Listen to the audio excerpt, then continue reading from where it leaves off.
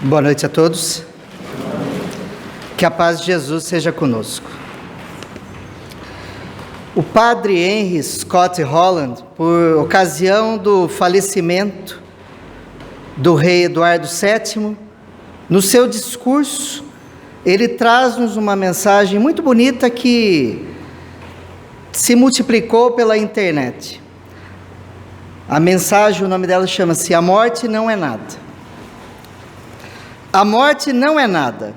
Eu somente passei para o outro lado do caminho. Eu sou eu, vocês são vocês. O que eu era para vocês, eu continuarei sendo. Me deem o nome que vocês sempre me deram. Falem comigo como vocês sempre fizeram. Vocês continuam vivendo no mundo das criaturas. Eu estou vivendo no mundo do Criador. Não utilizem um tom solene ou triste. Continuem a rir daquilo que nos fazia rir juntos. Rezem, sorriam, pensem em mim, rezem por mim. Que meu nome seja pronunciado como sempre foi, sem ênfase de nenhum tipo, sem nenhum traço de sombra ou tristeza. A vida significa tudo o que ela sempre significou. O fio não foi cortado. Porque eu estaria fora de seus pensamentos, agora que estou apenas fora de suas vistas? Eu não estou longe, apenas estou do outro lado do caminho. Você que aí ficou, siga em frente. A vida continua linda e bela, como sempre foi. Erroneamente, essa mensagem é divulgada pelas redes sociais como sendo de Santo Agostinho. Não é. É do padre Henry Scott Holland, por ocasião do falecimento do rei Eduardo VII.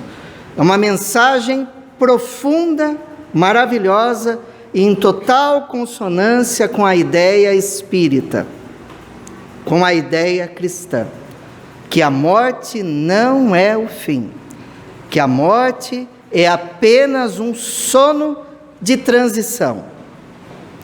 O mais interessante é que nós estamos no século 21 e o homem ainda não perdeu o medo da morte. Quiçá conhece os mecanismos de morte e desencarnação. Em realidade, a culpa dessa situação caótica que o homem ainda encontra visitando os despojos carnais de seus semelhantes nos cemitérios, dia após dia, achando que os seus mortos estão lá, essa visão ainda antagônica do que seja o pensamento espiritualista, essa visão equivocada, em grande parte, quase que na sua totalidade, a culpa é das religiões. Porque se nós observarmos o que a religião transmite a todos os seres humanos, a morte não é nada sedutora. Se de um lado nós vemos as convulsões dos danados no inferno, que pela eternidade sofrerão as penas de seus erros, que nenhum arrependimento será eficaz. Orem por ele, façam o que for. De lá ele não sairá e sofrerá eternamente. Com um adendo, ele tem a imortalidade para sofrer. Do outro lado, dessa multidão compacta, e a maioria no mundo espiritual, e o destino da maioria daqueles que estão aqui no mundo físico, nós vemos os sofredores no purgatório, exaustos, cansados, com dores e lamentações, que por suas próprias forças, eles não podem sair do purgatório. Eles dependem de alguém orar por eles, ou de alguém mandar orar por eles. Essa imensa maioria, segundo consta nas religiões tradicionais, dos habitantes do mundo espiritual. E acima dessa grande maioria, uma porcentagem pequenininha dos eleitos, daqueles que alcançaram os céus e que ficam nas nuvens, tocando suas harpas paraguaias por toda a eternidade, numa felicidade sem profundidade, numa preguiça, num ócio, num tédio indizível. É por isso que quando nós vemos as figuras dos santos com as suas auréolas, a maioria deles não ri, porque é tanto tédio em cima das nuvens, com as suas harpas paraguaias de vez em quando tocando, que não há felicidade. Essa é a visão da vida pós-morte. Quem quer morrer desse jeito? Ave Maria, quer ficar até 500, 1000 anos, como nos contos de Gulliver, que ele encontrou os imortais, que tinham 3.000, 4.000 anos, mas que eram uma gosma, que não tinham formato físico. Prefiro viver 50 anos então, né? Mas nesse cenário, quem quer morrer? Então a visão da morte foi inculcada na mente de todos os seres humanos, e o pós-morte, em quase todos os tempos, como algo macabro, algo terrível, algo lúgubre. Allan Kardec, no livro Céu e Inferno, no capítulo A Transição, tem a grandeza de nos dizer o seguinte: acrescentemos que tudo nos nossos costumes concorre para fazer que lamentemos a perda da vida terrena e temamos a passagem da terra para o céu. A morte é cercada de cerimônias lúgubres que servem mais para aterrorizar do que para despertar a esperança. Sempre se representa a morte sob um aspecto repulsivo e jamais como um sono de transição. Todos os seus símbolos lembram a destruição do corpo, mostrando-o hediondo e descarnado. Nenhum nos apresenta a alma se desprendendo radiosa dos laços terrenos. A partida para esse mundo mais feliz é acompanhada das lamentações dos que ficam, como se houvesse acontecido maior desgraça para aqueles que partiram. Dizem-lhe adeus eterno, como se jamais eles pudessem ser vistos de novo. Lamenta-se que tenham perdido os prazeres deste mundo, como se não tivessem de encontrar prazeres maiores no outro. Que infelicidade, dizem, morrer quando ainda se é jovem, rico, feliz e tendo pela frente um futuro brilhante. Essa é a visão. Todos que estão aqui lamentam porque aquele que partiu é jovem, é rico, é bonito e tinha um futuro pela frente. Mas que futuro é esse? Um futuro espiritual de fazer o bem? Não, nada disso. É que a pessoa podia comprar um apartamento, comprar uma casa, ganhar bastante dinheiro, comer bastante comida. Isso é uma visão materialista. E por outro lado, então, só velho que pode morrer? Passou dos 60, morre tudo, porque os jovens não podem morrer. Pergunta aos idosos se eles querem morrer. Não querem, lógico que não querem. Ninguém quer.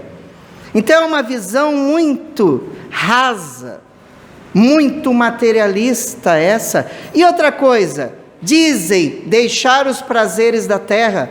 Mas será que não existem prazeres maiores no mundo espiritual? O Espiritismo, somente o Espiritismo, com grandeza de detalhes, teve a capacidade de perguntar aos habitantes do mundo espiritual, os mortos, como é o seu mundo? Para nos mostrar que os prazeres, as delícias do mundo espiritual, são indizíveis em comparação com os da terra.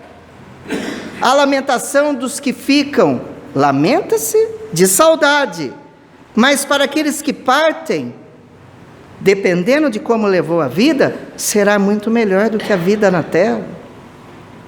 Mas não é essa visão que foi ensinada ao longo dos tempos. A visão sempre foi uma visão tenebrosa. Lembrem bem, 50, 60 anos atrás, quando alguém morria, em primeiro lugar que o velório era feito na casa, uma coisa horrorosa. Existiam culturas no passado que o morto era colocado em cima da mesa da cozinha para ser velado a noite inteira. Não podia ligar a televisão, não podia fazer comida, não podia conversar, tinha que chorar o tempo todo. Aí a viúva desmaiava, o filho desmaiava, o pai desmaiava. É de emoção, não é de fome mesmo, porque não comia, porque não tinha outra situação.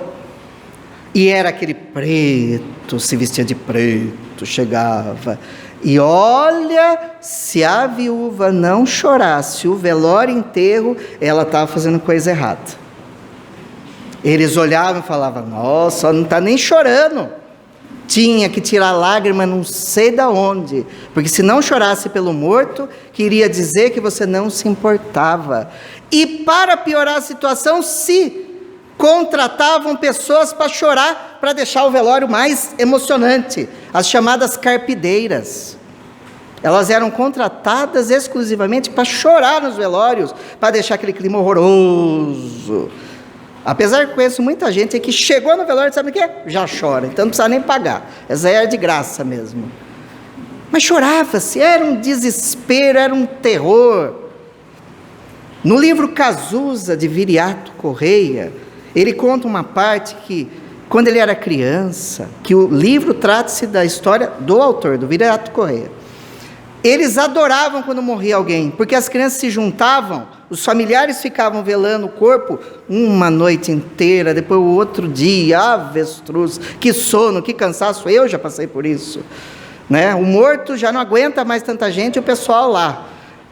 Aí as crianças ficavam brincando nos quintais, era o momento que as crianças se juntavam para brincar, era delicioso, até que morreu um dos amiguinhos. Nunca mais eles adoraram o velório, porque nenhum dos amiguinhos brincaram, porque também ficaram velando o corpo do amiguinho. Então a visão é horrorosa a respeito da morte, é muito terrível, e é interessante que nós podemos mudar o nosso ponto de vista a respeito da morte, que o país dos sonhos, que a vida após morte, ela pode ser uma vida melhor. Como o poeta francês Victor Hugo asseverou, eles estão invisíveis, mas não ausentes. E dia desses, eu estava assistindo com o meu filho, que aqui está, um filme que mostra o mundo dos mortos de uma forma tão linda, que todos deveriam assistir, é um desenho. Viva a Vida, uma Festa, que mostra o Dia dos Mortos no México, que lá ninguém fica se descabelando. Lá eles comemoram, não é que nem aqui, que o pessoal quase morto vai visitar os mortos no cemitério, na posição do túmulo. Não, lá eles fazem festa no Dia dos Mortos. É bonito, tem uma tradição bonita, como no Japão também é uma tradição bonita, porque parece que a gente perdeu alguém para sempre, né? E o mais interessante é que os cristãos, as religiões que se dizem espiritualistas, que creem numa vida pós-morte, fazem com que os crentes de todos os matizes, e eles próprios não fazem esforços de acreditar que existe uma vida pós-morte.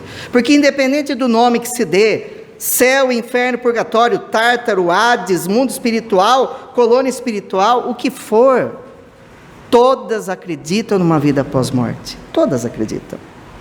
E o filme é muito bonito, porque mostra até o menino indo para o mundo dos mortos, procurar um tataravô. E mostra a cidade espiritual. Muito bonito, as cidades, os chafariz, o pessoal cantando. E meu filho perguntou, nossa, papai, que bonito. Eu falei, é mais ou menos assim o mundo espiritual. Falei para ele, tirando uns excessos, é mais ou menos assim. E é lindo. Aí eu perguntei para ele, você gostou do filme? Ah, eu adorei, porque, nossa, mãe, é maravilhoso o filme. Eu acho que eu já assisti umas 5 vezes, ele umas 6. Eu falei assim, então agora vamos ver como é de fato o mundo espiritual. E coloquei para ele assistir Nosso Lar. Aí ele foi assistir o Nosso Lar, que conta como é uma colônia no mundo espiritual e a transição. É óbvio que o filme não expressa o conteúdo do livro, que não dá tempo. Mas a beleza, talvez eles consigam mais ou menos indicar a beleza do que é o mundo espiritual, de uma colônia espiritual, a beleza de um espírito liberto do seu apego à matéria, as belezas de um espírito liberto daquilo que o fazia ficar aterrado ao solo, ao terra-terra. E é interessante que, estudando a doutrina espírita, vai descortinando uma visão maravilhosa, porque o véu vai se levantando. E é interessante que muitas pessoas adentram a doutrina espírita e dizem, porque o espírita é chique, ele não fala morte, ele fala desencarnação. Olha que palavra bonita, e é bonita mesmo a palavra desencarnação, não é? Mas não é que a gente é chique. O termo desencarnação não é um eufemismo para a morte. Um eufemismo é uma figura de linguagem de abrandamento, para deixar mais leve. Na verdade, todos nós morreremos, bateremos as botas, vestiremos o paletó de madeira. É assim que funciona. mas também desencarnaremos. E aí já complicou, a gente morre e desencarna. A morte nada mais é quando os órgãos não conseguem manter o corpo e se expira o fluido vital. Isso é a morte. Fenômeno inevitável e um fenômeno de vida. Segundo os espíritos superiores, nós começamos a morrer quando nós nascemos.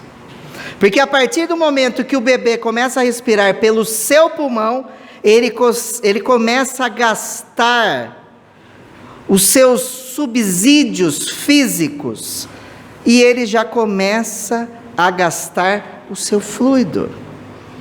Então já começa a morte. Aquele momento lá que a pessoa de fato se desliga ou não, mas que o corpo deixa de respirar, o coração para de bater e o cérebro, que é a morte cerebral que define como morte física, aquilo é o final de um processo.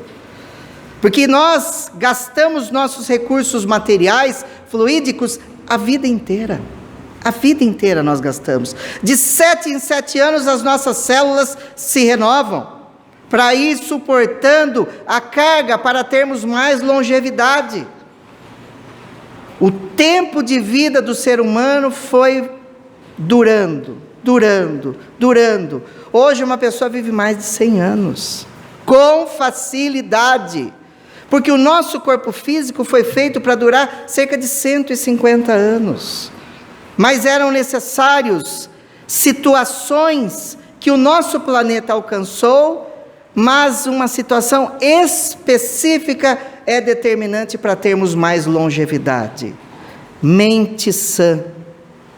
Porque o que vai fazendo com que o processo da morte vá se efetuando são as doenças, são os desgostos, são os problemas, é o envelhecimento. Tudo isso vai minando os nossos recursos físicos e nós vamos saindo de um acréscimo, que é a infância, a juventude, o ápice fluídico, para depois ter um descenso, um decréscimo, que é a velhice. A madureza, a velhice e a morte. É um fenômeno natural que todos nós atravessaremos e que já atravessamos inúmeras vezes. Mas isso não quer dizer que a gente desencarna no mesmo tempo. Desencarnar é desligar os laços fluídicos, porque nós nos ligamos ao nosso corpo físico através do nosso perispírito. Do perispírito ao corpo físico nós nos ligamos por um cordão chamado cordão fluídico. Quando nós morremos, não quer dizer que esse cordão se desligou. E dependendo do estilo de vida que você teve, esse cordão ficará ligado ao corpo físico durante muito tempo. Dias, semanas, meses ou anos. Por isso tem aquele ditado: quer ter uma boa morte? Tem uma boa vida. O que é ter uma boa vida? Ah, já sei, comer do bom e do melhor, ter os melhores carros, as melhores casas, melhor roupa. Não é isso.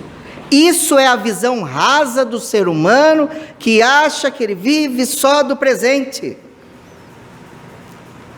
Ter uma vida boa é uma vida espiritualizada, em que as nossas virtudes sobrepõem os nossos vícios, em que nós valorizamos o ser e não o ter.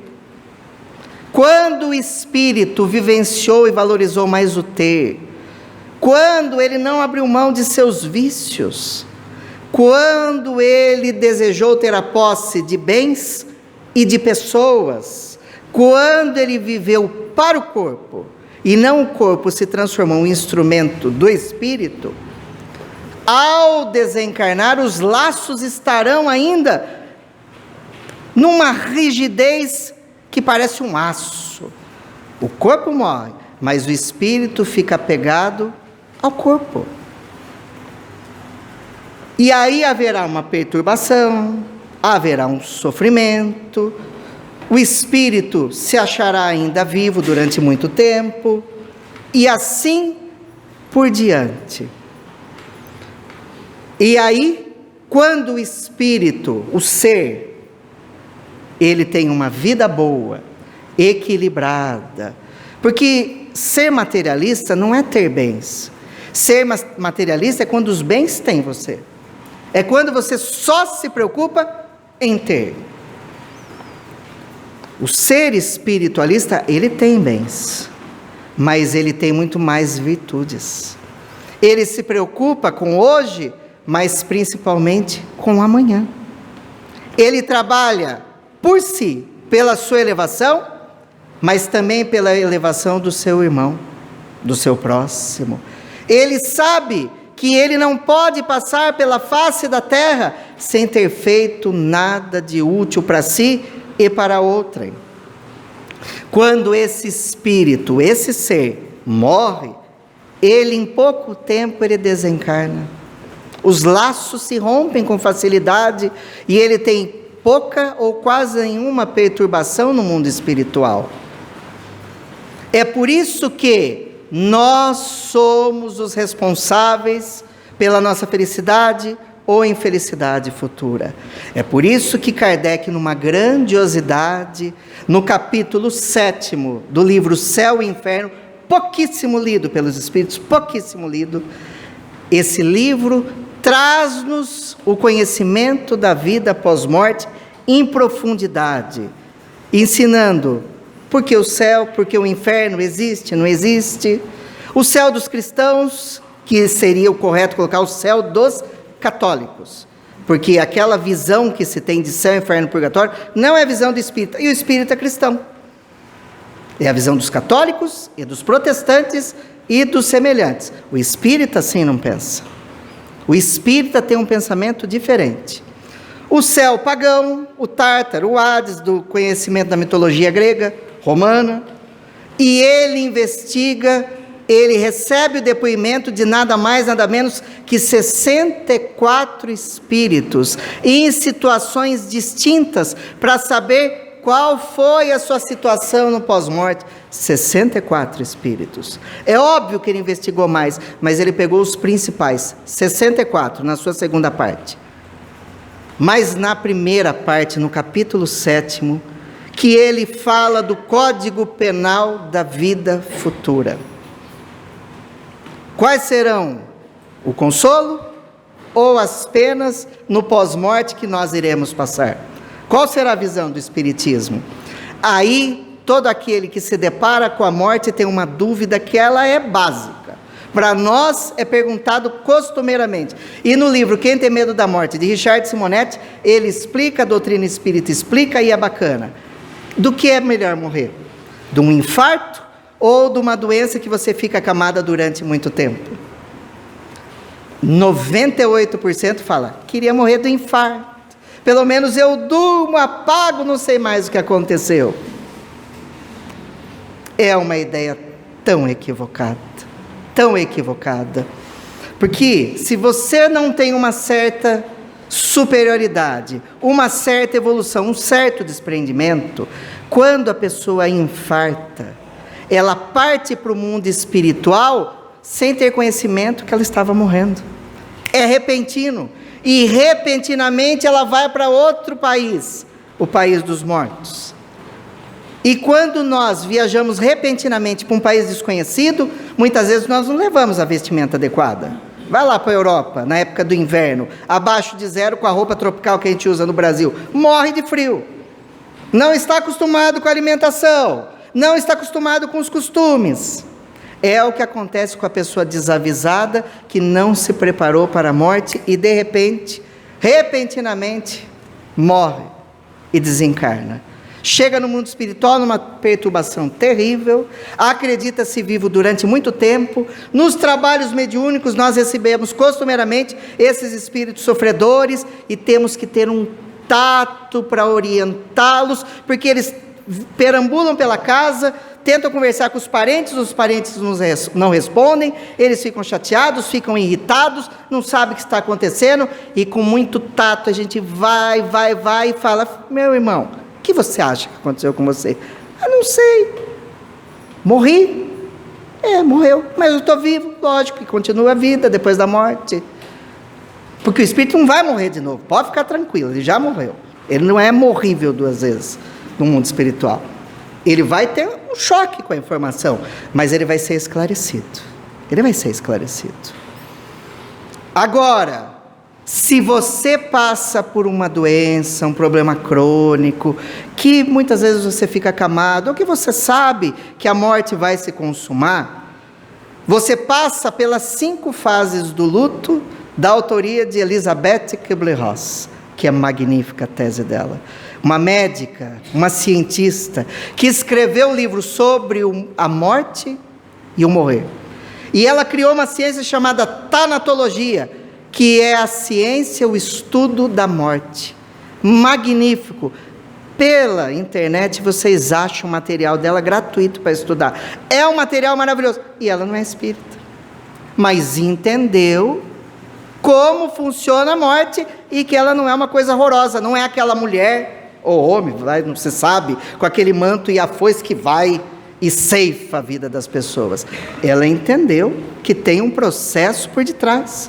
E ela descobriu que quando a pessoa recebe a informação do luto dela ou de alguém querido, ela passa pelas 5 fases do luto, que é a negação, a raiva, a barganha, a depressão e a aceitação. Quem morre repentinamente passa pelas 5 fases do luto? Não dá tempo. Agora, quem tem um processo, ainda que doloroso, imagina, a pessoa vai ao médico, o médico olha o exame e fala, quando ele faz, nossa mãe do céu, a pessoa já dá um infartinho, né? É uma angina, né? Aí ele fala, tem uma má notícia. Você está com uma doença terrível, um câncer, um problema cardíaco, você tem pouco tempo de vida. Qual é a primeira reação da pessoa?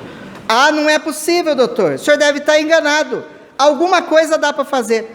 Não dá, o seu caso é terminal. É a negação, a primeira fase do luto. Aí a pessoa busca uma segunda opinião médica, o segundo médico fala, você vai morrer. Ela fala, não é possível. Aí pega uma terceira opinião médica, você vai morrer. É a fase da negação. Até que ela vê que não tem jeito negar, ela vai entrar na segunda fase do luto, que é a raiva. Ela então fica com raiva do médico, esses médicos não prestam para nada, porque eu vou morrer e não tenho o que fazer. Aí fica com raiva da esposa, você também não faz nada para me ajudar, ou fica com raiva do esposo, ou fica com raiva de Deus. Deus, justamente eu tão honesto, eu achei que era, ele acha que é só desonesto que morre, honesto não pode morrer, tem vida eterna, honesto. Quantos falam assim, leva outro, vai levar eu, vai levar meu filho, minha esposa, tudo gente, vai morrer do mesmo jeito. Então a pessoa entra na fase da raiva, fica com raiva de todo mundo, abandona o emprego, vai jogar, perde tudo o dinheiro, faz um monte de atrapalhada. Mas a pessoa tem que entender que essas fases do luto não quer dizer que a pessoa vai morrer. Pode ser que não. Só quem sabe o desígnio da vida é Deus. Aí a pessoa vê que se enraivecer, não adiantou nada, porque uma hora cansa. A pessoa entra na fase mais engraçada do luto, que é a fase da barganha. Aí quem é ateu se converte, quem é de uma religião resolve vai para outra, a maioria vira espírito ou vira macumbeiro, de algum jeito você quer entender do mundo espiritual. Quanto desse tipo de pessoa não se preocupou a vida inteira com a vida pós-morte, não se preocupou a vida inteira com a espiritualidade, não se importou com nada, só pensou em ter, em gastar os seus subsídios, os seus recursos materiais, viveu uma vida vazia. Recebeu a notícia da morte, meu Deus, se eu sobreviver, Deus, eu vou dar comida para os pobres e necessitados, porque não deu antes, quando estava com a notícia que ia viver bastante, precisa morrer para então fazer uma barganha com Deus. Deus, que se eu não morrer, eu vou dar algo para o Senhor. Não tenho que dar para Deus, gente, porque se Ele é o Criador de tudo, e dono de tudo, o que você vai dar para Ele que Ele não tem? No máximo, isso é um estelionato, que você está querendo enganar o Criador. E muitos fazem isso, porque pagam promessa, levam cruz, fazem isso, fazem aquilo, achando que talvez isso vai mudar o destino. Mas o mais interessante, sabe o que é? Que muitas vezes muda. Porque a pessoa muda de postura perante a vida. Muda de postura. A pessoa muitas vezes espiritualiza, estuda, e não é que acaba sobrevivendo e não morre? Conta uma história, isso é a terceira fase do luto, a barganha, muitas vezes, escapa, ileso. Uma mulher foi ao médico, o médico falou, você está com câncer terminal, e você tem pouco tempo de vida. A mulher, porque falam desse jeito, né? Que se não matar desse jeito, morre depois, então não tem jeito. Aí a mulher falou, quanto tempo eu tenho, doutor? Você tem 6 meses aproximadamente. Ela saiu atordoada do consultório médico. O que eu vou fazer agora? Aí ela saiu e falou, tenho 2 opções. Ou eu aceito a informação e começo a morrer dentro do meu quarto infeliz, ou eu vivo 6 meses com felicidade. É uma opção, nós temos opção. A infelicidade nunca é uma opção. Nunca é. Nós temos a opção da felicidade. É nós que optamos pelo pior caminho, porque nós temos pena de nós mesmos e queremos que os outros tenham pena de nós. E ela optou por ninguém ter pena dela. Ela ia ser feliz. A primeira coisa, foi para uma casa de viagens e comprou uma passagem para o Nordeste. Que iria ir para o Nordeste de tudo quanto é jeito. Foi lá, parcelou em 10 vezes no cartão. Ela falou, pago 6 para eu viver 6, 4 fica de lambuja, não vou precisar pagar. Está tudo certo. Pegou a família, foi para o Nordeste, passeou, foi para a praia, conheceu lugares maravilhosos. Porque o Brasil tem lugares maravilhosos, gente. Maravilhosos. Aí ela voltou da praia, ela já estava renovada. Ela falou, nossa, porque eu não tive uma vida dessa? Era uma mulher que só ficava preocupada em limpar a casa, ficar areando panela. Quem aqui da época de arear panela? Gente, se você não arear todo dia, fica encardida. Todo dia você vai fazer uma fritura, encarde, você tem que arear de novo. Aí perde metade da vida areando panela. 30% da nossa vida a gente passa dormindo, outros 30% areando panela. Então ela ficava areando panela, limpando a casa, nem se importava com o marido, com os filhos. O marido chegava, ela estava lá areando panela. Mas que é isso? Aí ela falou, vou arear menos panela e ser mais feliz. Não que a gente não deva ser limpo, asseado, gente, não é isso. Mas tem pessoas que são neuróticas, deixam de viver por causa disso. Ela passou a dar mais atenção para o esposo, para os filhos, começou a colocar flor dentro de casa, criou um jardim, começou a ter uma vida mais feliz. Passou sabe quanto tempo, gente? 1 ano, ela não morreu. Essa não era morrível. Aí passou 2 anos, ela falou, ela estava com medo de ir no médico. Com 2 anos que ela estava viva, ela resolveu ir no médico. O médico fez o exame, falou, demorou, hein, minha filha? Achei que você já estava morta. Não, estou vivinha, vivinha. Fez o exame, o médico olhou e falou, você sabe que seu câncer baixou para quase 0? Ela falou, é? Por quê, doutor? O que aconteceu? Ele falou, o que aconteceu eu não sei, mas eu acho que o câncer gostou da nova vida que você vem levando. Prestem bem atenção nisso. O câncer gostou dessa nova vida que você vem levando. E ela está viva até hoje. Para quem ia viver 6 meses. E o Divaldo Pereira Franco? Um excelente orador espírita, um dos maiores do mundo, que fundou a Mansão do Caminho, adotou mais de 400 filhos, na época que se adotava as crianças, e faz o bem de uma forma profunda. Ainda é humano, gente, que muitos podem falar muita coisa, mas que humano, hein? Que humano. Um belo dia o médico lhe disse, Divaldo, olhou o exame dele, falou, você tem um problema cardíaco, você tem pouco tempo de vida. Falou, quanto tempo, doutor? É o que todo mundo quer saber, né? Aí ele falou o seguinte, o médico falou, se você ficar acamado, quietinho, olha que morte bonita, hein? Acamado, quietinho, esperando a vida passar, ou melhor, como Raul Seixas disse, esperando a morte chegar. É horroroso, né? Você viverá 90 dias. Ai, que alento. Já pensou que alento? Você ficar acamado 90 dias esperando a morte chegar. E se eu trabalhar? Ah, você dura 30 dias, Divaldo. Ah, o que ele optou? 90 dias, acamado, para morrer.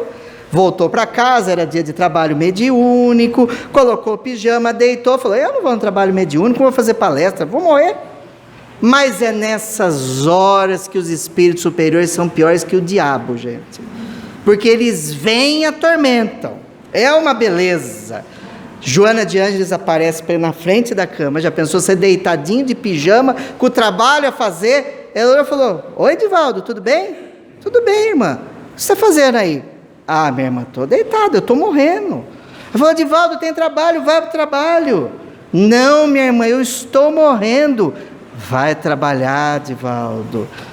Aí então ele disse, minha irmã, eu estou 95% morto. Ela falou, qual o problema? Eu estou 100% morta. E daí? Valorize a vida. Quanto tempo o médico lhe deu? 90 dias acamado. E quanto trabalhando? 30. Então morra com dignidade. Trabalhando, fazendo a vida valer a pena. Vai trabalhar, Divaldo. O Divaldo envergonhado, né? Porque é uma vergonha, né? Um espírita tem uma visão dessa perante a morte. Ele se levantou, de pijama mesmo, pediu para um filho levá-lo, que ele já não estava bem, ele sofria muito de angina, que são as dores, que são o preparo para o infarto. São infartinhos que você vai tendo. Ele foi levado então à sala das reuniões, a porta já estava fechando, porque porta de trabalho mediúnico fecha no horário, não entra mais e nem sai. A não ser que esteja com vontade no banheiro, desesperado. Aí ele foi, entrou, sentou-se do lado do seu primo Nilson. O Nilson olhou para ele com aquele sorrisinho de lado e falou, foi Joana. O Divaldo falou, foi Joana. Naquela noite, o Divaldo tem uma manifestação de espírito endurecido que demorou uns 40 minutos para ser doutrinado. Recebeu uma psicografia. Recebeu Joana de Ângeles, que passou a mensagem final, ainda fez a prece final. Ele que estava 95% morto. Aí ele estava bem. Joana de Ângeles veio para ele e disse, está bem, Divaldo? Aí não tenho mais as dores da angina. Então agora para de falar e vai descansar para não perder o que a gente te deu. Ele então foi, descansou, viveu 1 ano, 2, 3... Morreu o cardiologista dele, ele foi no velório, fez uma prece bonita, antes ele do que eu, e está vivo até hoje. Porque se muitos de nós morremos cerca de 10, 20 anos antes do período que nós deveríamos morrer, muitos de nós recebem a chamada moratória, e vivemos muitas vezes 10, 20 anos a mais do que o período que nós deveríamos perecer. O Chico Xavier era para ter morrido 20 anos antes do que ele morreu, mas ele recebeu uma moratória e viveu 20 anos mais. Tem-se a informação do Geraldo Lemos Neto, que depois que o Chico Xavier desencarnou, porque ele continuou trabalhando, mas não é vindo se manifestar através de médium, descobriram livros que estavam guardados, que ele tinha deixado preparado para ser editado, cerca de 61 livros que foram editados depois de sua morte. Muitos de nós não editam um durante a vida, deles foi 61 depois da morte, chegando a quase 500 livros de sua autoria. 500 livros de sua autoria. O próprio Divaldo Pereira Franco está vivendo 20 anos mais do que era o seu período de morte. José Raul Teixeira, que era para ter morrido anteriormente no acidente de carro e recebeu uma moratória, sofreu AVC, recebeu outra moratória e está vivendo. Não podia psicografar com o braço direito por causa do AVC. Aprendeu a escrever com o braço esquerdo e está psicografando com o braço, com a mão esquerda.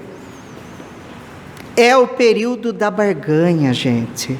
É o período em que, se nós não nos preocupávamos com a vida após morte, ou com a vida mesmo, nós passamos a nos preocupar e mudamos a perspectiva de nossa vida. Mas muitos morrerão, é inevitável. Pode fazer barganha que for, pode melhorar a vida, vai ser ótimo você melhorar a vida mesmo que você morra, porque você chegará no mundo espiritual sem nenhuma perturbação, mais tranquilo, mais pacificado. Aí, quando a pessoa vê que a barganha não adianta, ela entra na depressão, que é o 4º estágio do luto.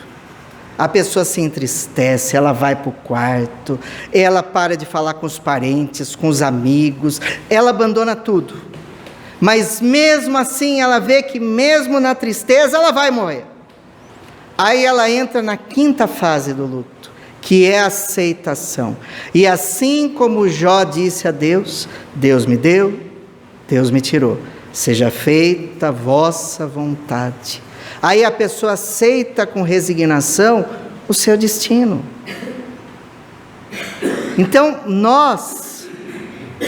se nós soubermos com o nosso envelhecimento que a morte vai se aproximar, ou mesmo na juventude, morreu um jovem, que pena, que bom, ele tinha pouco a pagar sobre a face da terra. A maioria de nós aqui passamos por provações e expiações. Aquele que parte cedo é porque cumpriu a lição antes. O encarcerado que sai antes dos outros é porque ele cumpriu a pena antes. Agora, muitos de nós é que nem vaso ruim não quebra, a erva ruim geada não mata. Vai ter que ficar bastante tempo mesmo, porque tem muito para quitar. Então nós ficaremos. Porque do berço ao túmulo é previsto os pontos principais da nossa reencarnação. O que nós devemos fazer sobre a face da terra? Mas nós podemos alterar para o bem ou para o mal, fazer ou não fazer. Paulo de Tarso, quando ia ser decapitado, o grande Paulo do cristianismo, ele disse, suas últimas palavras foram: ai de mim que só fiz o que devia. Meu Deus do céu, se não fosse ele, a gente não conheceria o cristianismo. Ele disse isso, porque ele estava lamentando que ele podia ter feito mais. Óbvio que ele chegou no mundo espiritual de uma forma digna, de uma forma decente. É por isso que, para ajudarmos aqueles que passam para o mundo espiritual de uma forma digna, decente, os velórios, os enterros, eles são muito importantes, mas muito importantes. Importantes como momento de transição. O espírita tem que entender que isso é um fenômeno de caridade, de fraternidade e de auxílio. Porque quando parte um ser querido nosso, ou um ser querido de alguém que é querido nosso, nós, com a nossa atitude de visita ponderada, equilibrada, nós auxiliamos os parentes e o morto na sua transição, no seu desligamento. São momentos em que o espírita cristão, como todos os cristãos deveriam fazer, deveriam ir aos velórios em silêncio, fazer a sua prece, consolar os parentes, ficar um pouquinho e ir embora. Porque também muito tempo faz água, não é bom. É que nem visita doente no hospital. A pessoa vai visitar a pessoa doente, a pessoa ela recebe 10 visitas, cada um fica 2 horas. Oh, você tem, nossa, que pena, nossa, mas você não está bem, né? Nossa, vai matando a pessoa. Pesquisas médicas dizem que as pessoas que estão no estágio meio avançado de doença, no hospital, morrem mais pelas visitas do que pela doença, de tantos outros ficar atormentando. E a pessoa vai, e comenta a dor, e fica com pena, e chora, e isso, você vai destruindo a pessoa. Visita de hospital, você quer visitar alguém? Vai, visita, consola, faz uma prece e vai embora, que está bom demais. Para você não perturbar aquele que está se restabelecendo. Velório é a mesma coisa. Vai, visita, faz a tua parte, consola, orienta, faz uma prece e quando deu o seu momento, parte.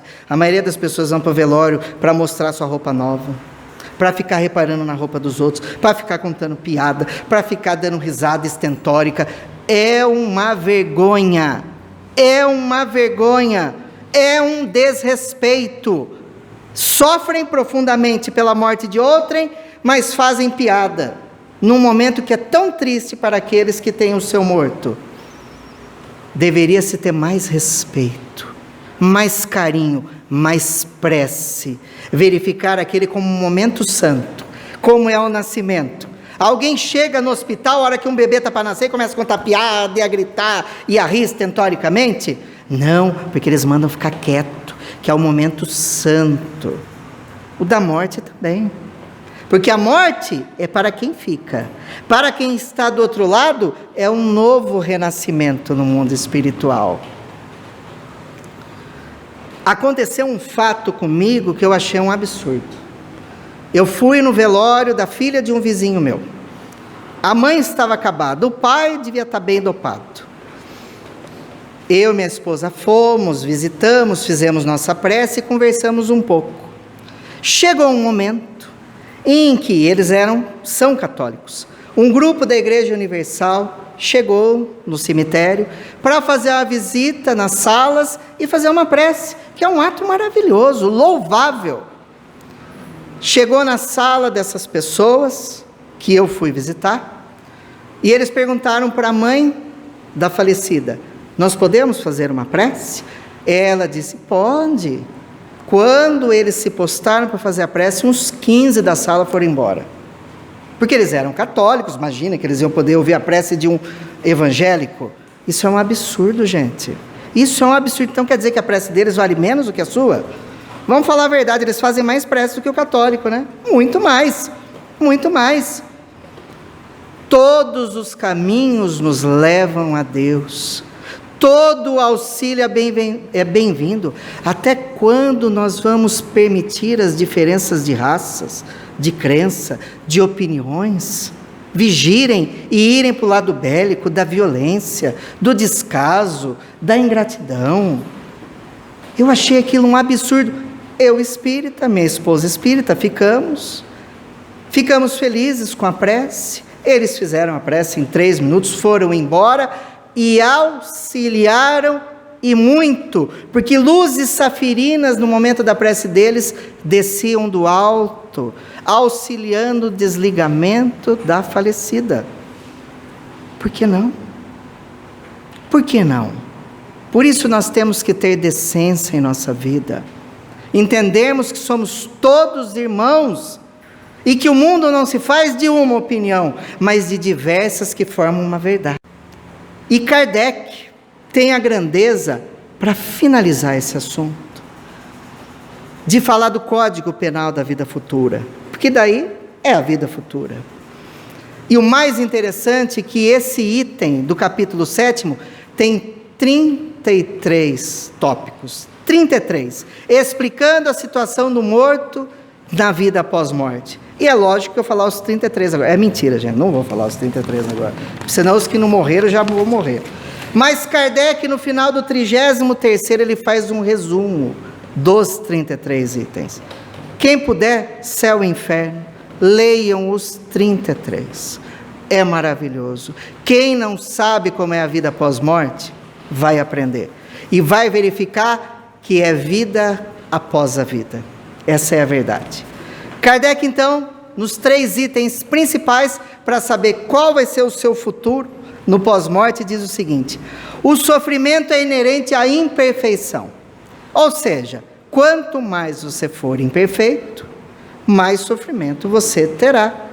Quanto melhor você for, menos sofrimento você terá. Parece que é óbvio, né? Não, não parece. Porque tem gente que acha que frequentar o núcleo religioso uma vez por semana, se dizer dessa ou daquela crença, ser batizado nessa ou naquela crença, está resolvido, o céu está garantido, não tem sofrimento nenhum. Não é assim que funciona. Pela lei de causa e efeito, a cada um será dado segundo suas obras. Não foi Kardec que disse isso, não sou eu que estou dizendo, foi Jesus quem disse isso. É óbvio que aquele que tem 10 pecadinhos vai sofrer mais do que aquele que tem 5. Porque uma vida espiritualizada vai te desligando. A pessoa que tem uma vida espiritualizada, ele vai se desligando ao longo do tempo. Não é só o corpo que vai morrendo, o espírito vai se desligando. Chega a morte, definitiva, fatal, o espírito se desliga como um passarinho saindo da gaiola. E o sofrimento é quase nenhum. Por isso que o sofrimento é inerente à imperfeição.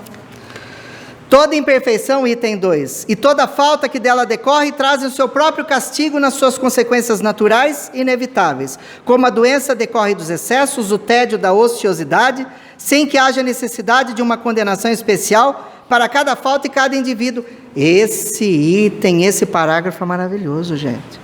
Diz que Deus não nos condena, Deus não nos castiga. Porque tem gente que acha que Deus condena um por um. Chega a pessoa e fala: você fez isso, aquilo, aquilo outro, vai para o inferno. Ah, você fez aquilo, aquilo outro, vai para o céu. Você fez, você vai para o purgatório. Ah, você não foi batizado, você vai para o limbo. Não é assim que funciona. Deus criou a lei. Se você cumpri-la, você terá uma vida plena. Se você infringi-la, você terá sofrimento e dor. Porque isso é uma decorrência da lei de causa e efeito e uma decorrência do livre-arbítrio de cada um de nós.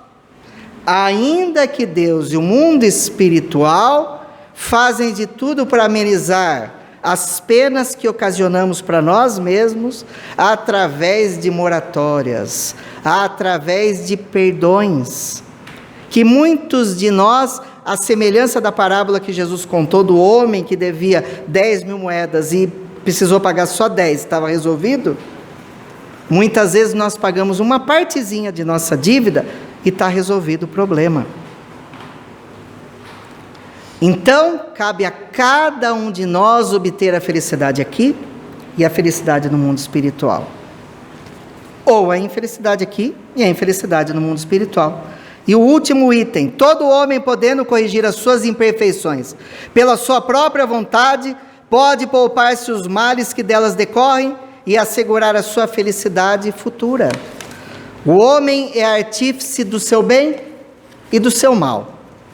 Nós somos responsáveis pelo que de melhor ou de pior possa acontecer na nossa vida ou na nossa vida depois da vida.